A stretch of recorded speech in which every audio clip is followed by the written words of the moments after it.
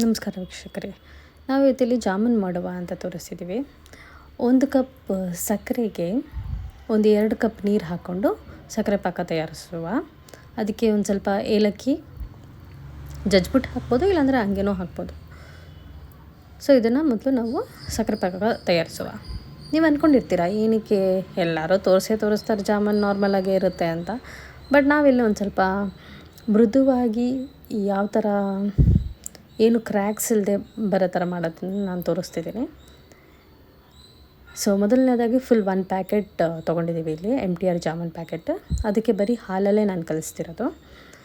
So ಎಷ್ಟು ಬೇಕು ಹಾಲು, ಸೊ ನಿಮ್ಗೆ ಎಷ್ಟು ತೊಗೋಬೇಕೋ ಆ ಥರ ತೊಗೊಳ್ಳಿ. ಸೊ ನಾರ್ಮಲಿಯಾಗಿ ಈ ಥರ ಹಾಲು ತೊಗೊಂಡು, ಸೊ ನಾವು ಇದು ಈ ಕಲಸೋ ರೀತಿಲೇ ಇರೋದು ಮೇಯ್ನ್. ಸೊ ನಾವು ಕಲಿಸುವಾಗ ಹೆಂಗಿರಬೇಕು ಅಂದರೆ ಇದು ಅಂಟಿರಬೇಕು. ಫುಲ್ ನಾವು ಚಪಾತಿ ಥರ ಕಲ್ಸೋಕ್ಕೆಲ್ಲ ಹೋಗಬಾರ್ದು. ಸೊ ನಾರ್ಮಲಾಗಿ ಕಲಿಸ್ಬಿಟ್ಟು ಲಾಸ್ಟಲ್ಲಿ ಹೆಂಗಿರಬೇಕು ಅಂದರೆ ಅಂಟಾಗಿರ್ಬೇಕು ಅದು. ಸೊ ಲಾಸ್ಟ್ ಈಗ ನೋಡಿ ಈ ಥರ ಚೆನ್ನಾಗಿ ಕಲಿಸ್ಬಿಟ್ಟು ಒಂದು ಸ್ವಲ್ಪ ಅಂಟಾಗಿರಬೇಕು. ನಾರ್ಮಲಿ ಅದು ಮೆತ್ತೆ ಇರುತ್ತೆ, ಮೃದುವಾಗೇ ಇರುತ್ತೆ.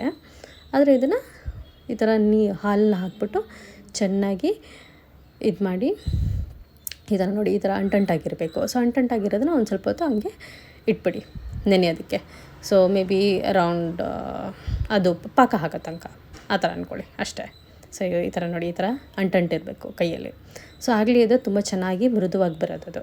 ಸೊ ಈಗ ಏನು ಮಾಡಬೇಕು ಅಂದರೆ ಮೇನ್ ಇಂಗ್ರೀಡಿಯೆಂಟ್ ಏನು ಅಂದರೆ ತುಪ್ಪ. ಸೊ ತುಪ್ಪನ ಕೈಯಲ್ಲಿ ಈ ಥರ ಸವರ್ಬಿಟ್ಟು ಈ ಥರ ನಾರ್ಮಲ್ ಗೋಲ್ ಥರ ರೌಂಡ್ ಥರ ಮಾಡ್ಕೊಳ್ಳಿ. ಸೊ ಇದರಲ್ಲಿ ಹೆಂಗೆ ಅಂದರೆ ಮೇನ್ ಇಂಗ್ರೀಡಿಯೆಂಟ್ ತುಪ್ಪ. ಸೊ ತುಪ್ಪ ಈ ಥರ ಸವರ್ಬಿಟ್ಟು ಈ ಥರ ಮಾಡಿದ್ರೆ ಏನು ಕ್ರ್ಯಾಕ್ಸು ಬರೋಲ್ಲ, ತುಂಬ ಮೃದುವಾಗೂ ಇರುತ್ತೆ. ಸೊ ನಾರ್ಮಲಾಗಿ 1 ಪ್ಯಾಕೆಟಲ್ಲಿ ಎಷ್ಟು 30 ಪೀಸಸ್, ನಾವಿಲ್ಲಿ ಚಿಕ್ಕದಾಗಿ ಮಾಡಿದ್ದೀವಿ. ಸೊ 30 ಪೀಸಸ್ ಬಂದಿದೆ ಕರೆಕ್ಟಾಗಿ. ಸೊ ಈ ಥರ ಕೈಯಲ್ಲಿ ಒಂದು ಸ್ವಲ್ಪ ತುಪ್ಪ ಹಾಕ್ಕೊಳ್ಳೋದು, ಆಮೇಲೆ ಸ್ವಲ್ಪ ರೌಂಡ್ ಥರ ಮಾಡಿಬಿಟ್ಟು ಎವ್ರಿ ಟೈಮ್ ನೀವು ಹಾಕ್ಕೋಬೇಕು ಅದನ್ನು ತುಪ್ಪನ. ಸೊ ಈ ಥರ ನೋಡಿ ಎಷ್ಟು ಚೆನ್ನಾಗಿ ಕ್ಲೀನಾಗಿ ರೌಂಡಾಗಿ ಬಂದಿದೆ, ಏನು ಕ್ರ್ಯಾಕ್ಸ್ ಇಲ್ಲದೆ ತುಂಬ ಚೆನ್ನಾಗಿ ಮಾಡ್ಬೋದು ಈ ಥರ. So that is a main ingredient here.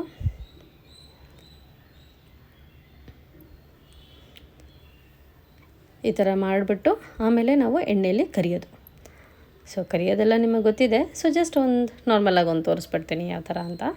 So ತುಂಬ ಏನದು ತುಂಬ ಡಾರ್ಕಾಗೂ ಇರಬಾರ್ದು, ಅದು ತುಂಬ ಲೈಟ್ ಬ್ರೌನಾಗಿ ಇರಬೇಕು, ಆಗಲೇ ಅದು ತುಂಬ ಚೆನ್ನಾಗಿ ಬರೋದು. ಸೀದೋಗ್ಬಿಟ್ರೆ ಚೆನ್ನಾಗಿರಲ್ಲ. ಸೊ ಇದಕ್ಕೆ ನೋಡಿ ಒಂದು ಲಾಸ್ಟ್ ಪೀಸ್ ಈ ಥರ ಎಲ್ಲ ಡಿಫ್ರೆಂಟ್ ನಿಮಗೆ ಬೇಕಂದರೆ ನೀವು ಇದರಲ್ಲಿ ಡ್ರೈ ಫ್ರೂಟ್ಸ್ನ ಮಧ್ಯದಲ್ಲಿ ಹಾಕ್ಬಿಟ್ಟು ಹಂಗೂ ಮಾಡ್ಕೋಬೋದು. So that is your choice. So ಈ ಥರ ಮಾಡಿದ್ರೆ ನಿಮಗೆ ಒಂದು ಕ್ರ್ಯಾಕ್ಸು ಬರೋಲ್ಲ ಮತ್ತು ಮೃದುವಾಗೂ ಇರುತ್ತೆ. ದಪ್ಪ ಬರಬೇಕು ಅಂದರೆ that is a different thing. ನಾವು ಏನದು ಬೇರೆದನ್ನು ಹಾಕಬೇಕಾಗತ್ತೆ, ಬೇರೆ ಇಂಗ್ರೀಡಿಯೆಂಟ್ಸು ಹಾಕಬೇಕಾಗುತ್ತೆ. ಸೊ ಈ ಥರ ಬಾಲ್ಸ್ ನಾವು ರೆಡಿ ಮಾಡಿದ್ದೀವಿ, jamun balls.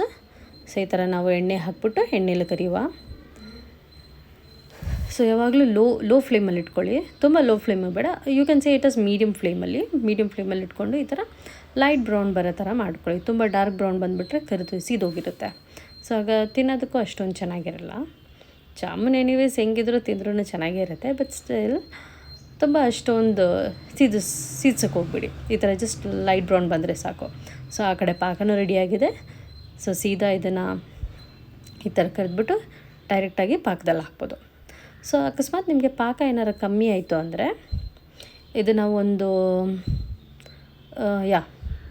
You can say around 4 to 5 hours ಬಿಟ್ಟಿದ್ದೀವಿ. ಈಗ ನೋಡಿ ಇಷ್ಟು ದಪ್ಪ ಬಂದಿದೆ. ಅಕಸ್ಮಾತ್ ಪಾಕ ತುಂಬ ಹೀರ್ಕೊಬಿಡುತ್ತೆ ಅಲ್ಲ. ಸೊ ಪಾಕ ಏನಾದ್ರು ಕಮ್ಮಿ ಆಯಿತು ಅಂದರೆ ಪುನಃ ಪಾಕ ಮಾಡೋಕ್ಕೆ ಹೋಗ್ಬಿಡಿ, ಆಗ ತುಂಬ ಸ್ವೀಟಾಗಿ ಹೋಗ್ಬಿಡುತ್ತೆ. ಸೊ ಆಗೇನು ಮಾಡೋದು ಅಂದರೆ ಒಂದು ಸ್ವಲ್ಪ ಹಾಟ್ ವಾಟರ್ ತೊಗೊಂಡು ಚೆನ್ನಾಗಿ ಬಿಸಿನೀರು ಸ್ವಲ್ಪನೇ ಹಾಕಬೇಕು, ತುಂಬ ಹಾಕೋಕ್ಕೆ ಹೋಗ್ಬಾರ್ದು. ಸೊ ಸ್ವಲ್ಪ ಹಾಕಿದ್ರೆ ಸ್ವಲ್ಪ ಪಾಕನೂ ಇರುತ್ತೆ ಆಗ. ಸೊ ಎಷ್ಟು ಚೆನ್ನಾಗಿದೆಯಲ್ಲ ನೋಡಿ, ಒಂದು ಕ್ರ್ಯಾಕ್ಸು ಇಲ್ಲ, ತುಂಬ ಮೃದುವಾಗಿದೆ. ಸೊ ನಿಮ್ಮ ಮನೆಯಲ್ಲೂ ಈ ಥರ ತಯಾರಿ ಮಾಡಿ ನೋಡಿ, ಈ ವಿಧಾನದಲ್ಲಿ ಮಾಡಿ ನೋಡಿ. ಒಂದು ಕ್ರ್ಯಾಕ್ಸು ಬರಲ್ಲ, ತುಂಬ ಮೃದುವಾಗೂ ಇರುತ್ತೆ. ಸೊ ನಮ್ಮದು ಈ ಜಾಮೂನ್ ಡಿಫ್ರೆಂಟಾಗಿ ಮಾಡೋ ರೀತಿನ ಹೇಗನ್ನಿಸ್ತು ಅಂತ ಕಮೆಂಟ್ ಸೆಕ್ಷನಲ್ಲಿ ಹೇಳಿ. Thank you.